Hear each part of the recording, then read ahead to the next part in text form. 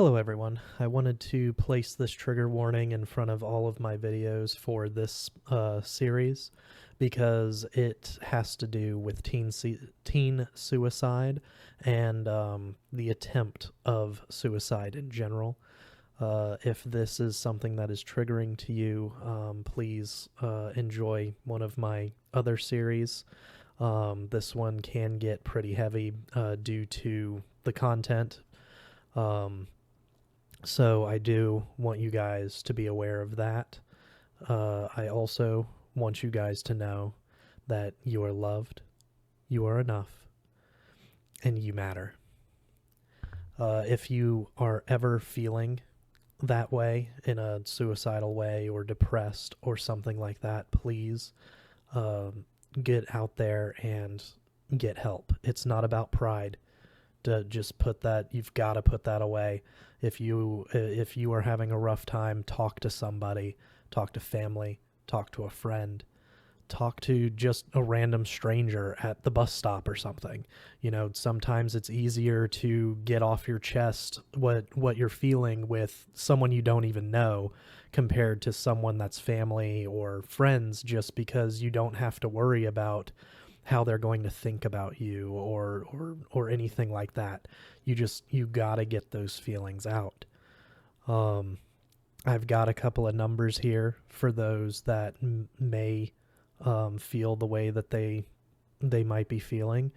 The purpose of this entire series is to bring awareness to teen suicide and suicide in general. So I do want to give you guys a couple of numbers. The first one, it's pretty simple. It's only 3 numbers. Call 988.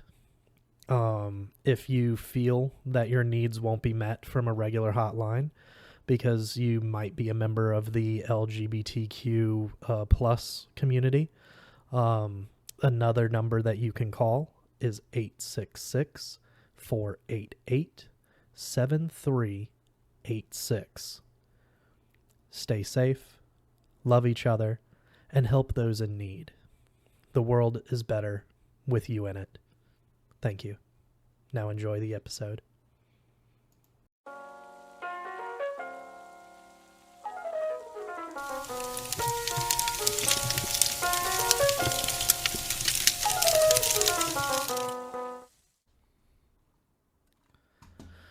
Welcome back, everyone. Today we will be reading Chapter 3, so let's get into it. Chapter 3. I have this dream where both legs work and both arms work, and I don't have any scars on the outside. I'm sitting on the edge of my bed in dress blues, holding a pistol. Sunlight brightens the dust and sand in my room and darkens all the places where I've nicked the walls and doors. The football rug, the one Mama Rush gave me when I made the team my freshman year, is folded neatly on my dresser so it won't get messy. I give it one last look before I turn back to what I'm doing. My fingers tingle as I lift the gun to my mouth. It tastes oily and dusty all at once as I close my lips on cold gunmetal. But I can't. Not in the mouth. I'm shaking, but I lift the barrel to the side of my head. The tip digs into my skin. I'm thinking nothing but how that feels, and that my hand's shaking, and that my room has so much dust and sand in places I didn't even know. Then I'm squeezing the trigger and looking at the dust and sand and feeling my hand shake and thinking nothing.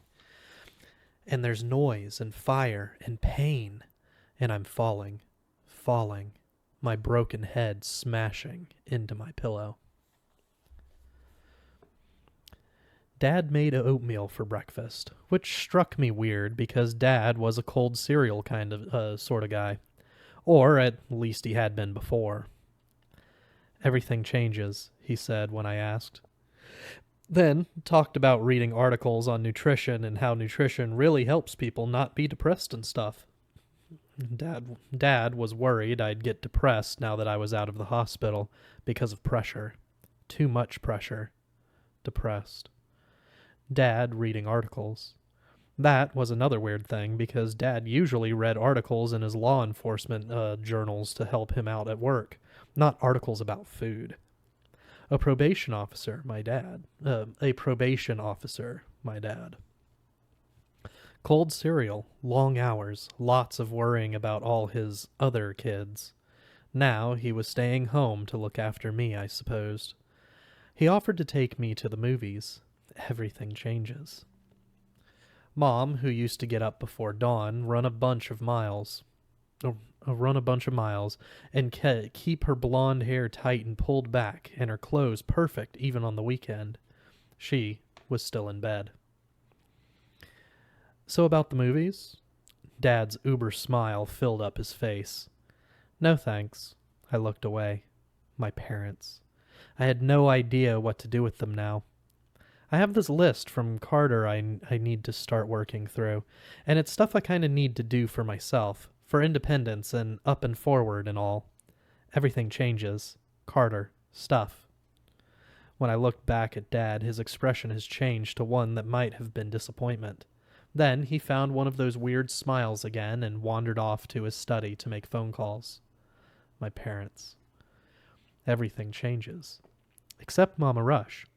She always told me she was way too old to change, and at the moment, I was glad. Dressed in jeans and a short-sleeved shirt she had sent to me while I was in Carter, I picked up my memory book and the plastic bag of presents, and I headed out the front door without looking at the pictures of JB. I made sure to check back with my good eye, but I didn't see any ghosts following me out of the house, and I figured I was safe the minute the front door closed.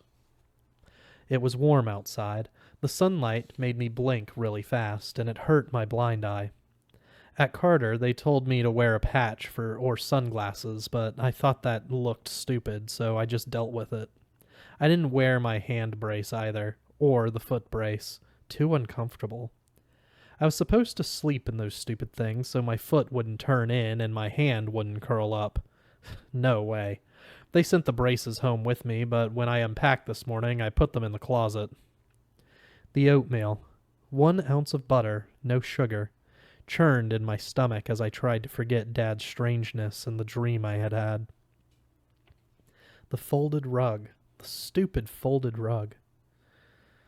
I covered my right eye with my memory book. The sun felt hot on my fingers even though the breeze was cool. Rug. Fall was coming. Fall in school and my life and I had a to-do list, and Mama Rush was first, and she was too old to change. Rug. Todd's house seemed a lot farther from my front door than I remembered, but I made the hike without even losing my breath, even though I was carrying a plastic bag that had to weigh 10 pounds. Bad boy going to hell down the front steps, then good boy going to heaven as I climbed up to Todd's porch. Reality check. Todd would probably slam the door in my face if he answered. Rug. I needed to be ready for that, but I didn't feel ready at all. I felt scared and clumsy and ugly, and like I was 8 years old again, running over the day after he moved in to see if he wanted to come out to play. Rug. For a few seconds I chewed on my lip. My teeth punched hard on the right side, but I couldn't really feel them on the left. The doorbell was right there in front of me, but I didn't want to push it. That oatmeal. I should have stopped after a bite or two. Rug. Bell's fine, moron. Start ringing. Bell's fine. I lifted my chin like my speech therapist taught me to do. Pragmatics, Hatch. You can recite the whole Bible and nobody will hear a word if you don't raise your head. Back to pragmatics. This time, the nonverbal aspects of speech. I had tons of words, but my social skills sucked. That's what the therapist meant. That 5-year-old genius problem again. That's what a bullet in the head did for you, assuming it left any words at all. Bell's fine, moron.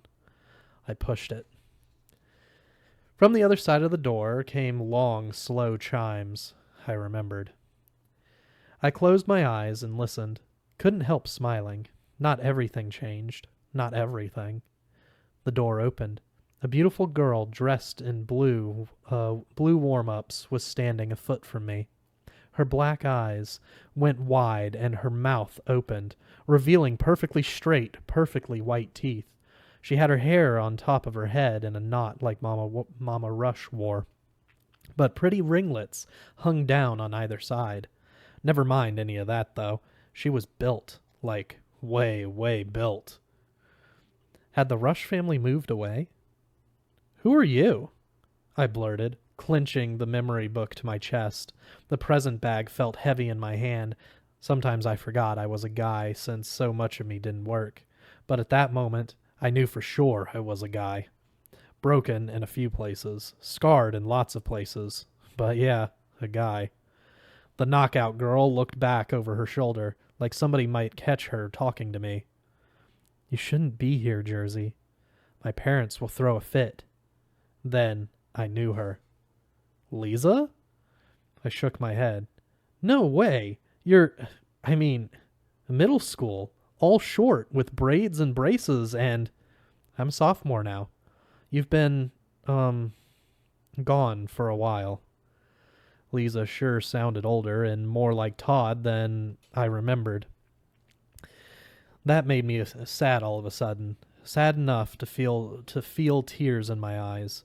Crying in public in front of pretty girls. Pragmatics, Hatch. Thanks a lot, Bullet.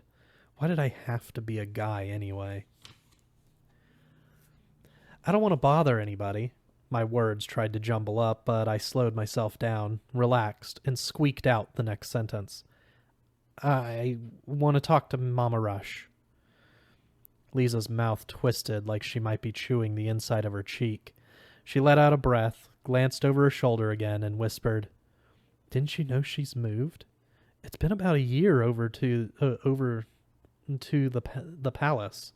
That place and all the ads, you know? I did know. I had seen the ads everywhere. Mama Rush is in a place for old people? I scratched my half-moon scar. That can't...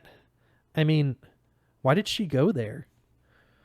The sparkle left Lisa's eyes. Her long, dark fingers tightened against the yellow door. Lots of people changed after what you did. Another glance over her shoulder. You should go now. I started to ask her what she meant when somebody pulled her out of the way. It was Todd. Just like that, he was standing in front of me.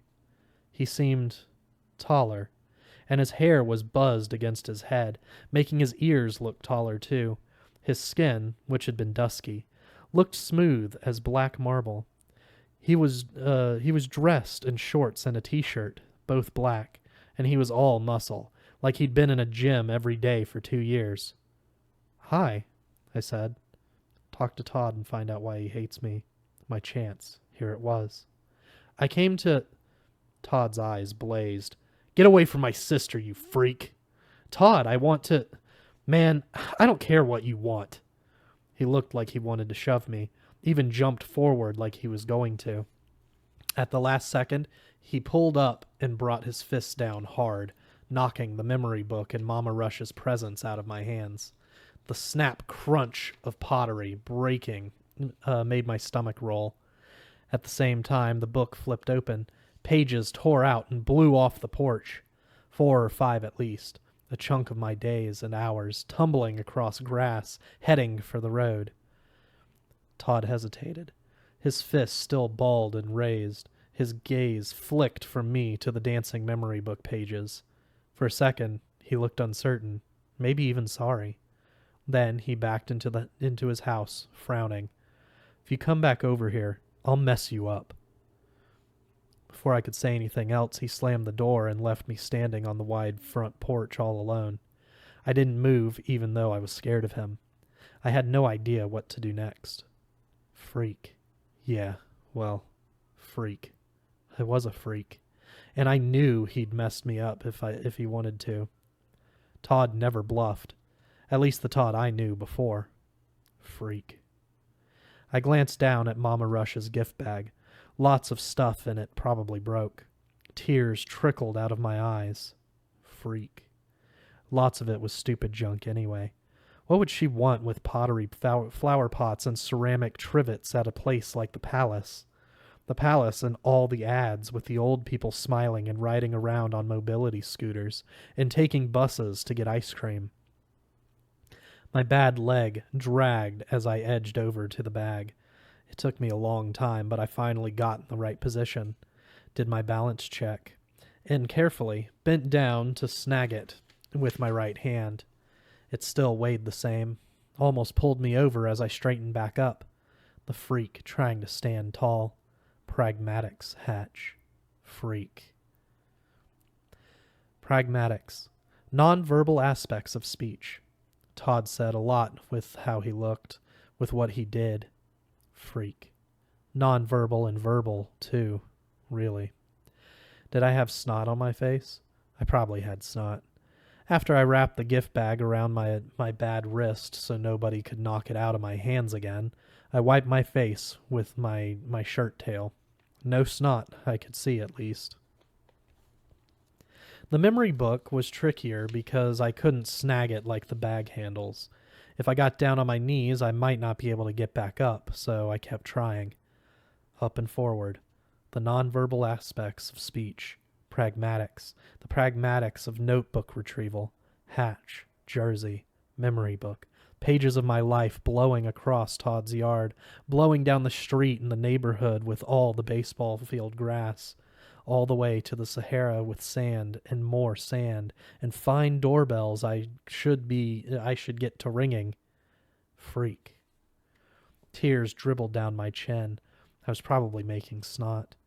I stood up, wiped my face again, checked my balance, bent down for the notebook. My back hurt. So did my neck. I felt like I was hauling my left side around like some big, heavy backpack, and it was trying to make me fall.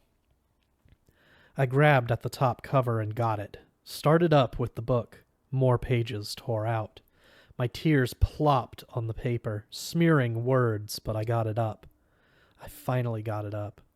Only, it seemed like half the pages were leaving me. Dancing, cartwheeling, hopping up and down like little mice on sand in a big green desert.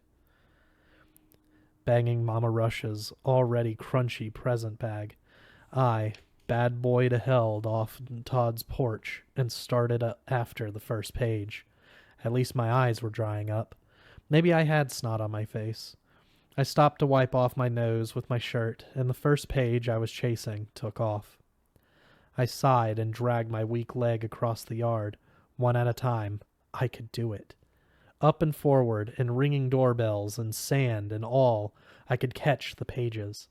When I finally drew even with the sand doorbell page from Bad Boy Hell, I stepped on it with my good foot.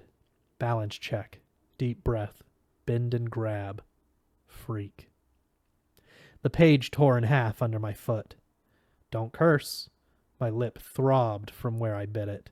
Don't curse. No swearing. Pragmatics. Sand. Ding-dong doorbell.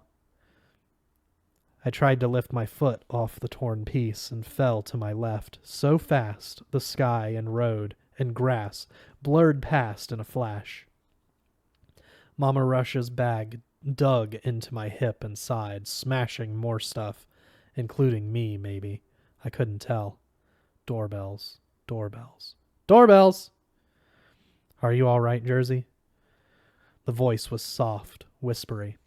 I managed to roll to my good side, sit up, and blink into the bright sunlight. Lisa was standing right beside me, holding a fistful of pages. She had picked them all up. She bent and retrieved the torn piece, too, and held out her free hand. I couldn't get a good breath from the fall. I still had tears on my face and probably snot, too, and I was an ugly freak on top of everything else. In spite of all that, I handed her the piece I had managed to grab, then my book, too. After examining the notebook and the holes, she shook her head. Can't hook them back in. She shuffled the loose pages around and folded them together, even the torn piece. They'll go in this pocket, though. I tried to put them in order. Had she read anything? God, I hope not. I probably wrote about snot and sand. I probably had snot on my face. Pragmatics. The non-verbal aspects of being an ugly freak. King Jersey of desert nothing at all. Thanks. My voice sounded like I'd been in a desert. Lisa stuck out her hand again while still holding my memory book. It struck me weird, but then I remembered. She had 2 good hands, not just one. Face burning, I let her help me to my feet. It was easy to get up with a little help. Mama Rush's present felt like a bag of pulverized junk. Thanks, I said again, holding back sand doorbell rattling. Lisa didn't want to hear about sand, I was sure. Pragmatics. Don't curse. She's pretty. Doorbells. Lisa reached up with the sleeve of her blue warm-up jacket and wiped both my cheeks. I'm sorry Todd got so angry, and I'm sorry he tore up your book and stuff. If I were you, I'd stay away from him. Why does he hate me? I blurted. I mean, before. Dad said he hated me before. She gaped at me like I was an uglier freak than usual. Doorbells. Sahara. Don't curse. Don't say something stupid out loud like doorbells. Doorbells! I muttered. Pretty doorbells. Football rugs. Lisa gave me a longer, stranger look. You don't remember? Alana Arroyo? Alana Arroyo? And all that? I shook my head. She studied me for a few seconds. Well, that was you and him. I wasn't there. I just heard about it. What? Heard doorbells? I mean, heard what? Why? Why did we fight? More studying me. She bit at one of her nails. That was a long time ago, and like I said, it was him over that girl. That's all I really know. Now, well, I think he can't stand what you did. Kind of like my parents. I looked at the ground. It was easier than looking at Lisa. Doorbells. You can't help that, can you? Saying stuff. No, well, a little, but not all the time. And you can't help turning your head funny to the side so you can see better. She picked at her palm like she might have a callus. I read about that in a pamphlet Mama Rush brought home from one of your hospitals. It's because your brain is broken, right? I'm a 5-year-old genius, I offered. Okay, yeah. Lisa actually smiled. I've got to get to the track, and you need to go home before Todd comes back outside. Mom and Dad are down in the basement getting ready to go to Lake Raven, so I'm gone. Thanks for helping me. Welcome. Lisa turned and jogged toward her house. I wondered if I had snot on my face. That's it for Chapter 3. We'll see you guys next week with Chapter 4.